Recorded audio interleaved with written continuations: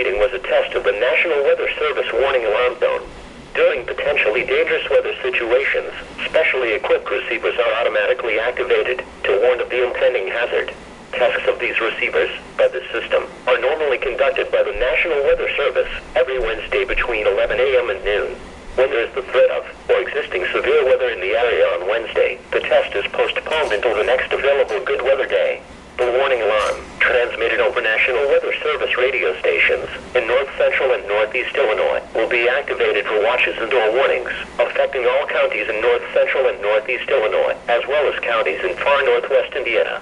Reception of this broadcast in the alarm zone will vary at any given location. This variability, normally more noticeable at a distance from a given transmitter, will occur even though you are using a good quality receiver in perfect working order. This concludes the tone alarm test. We will now return to our regular program.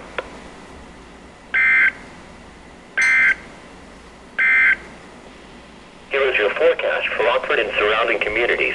Dense fog, advisory. That was a fail.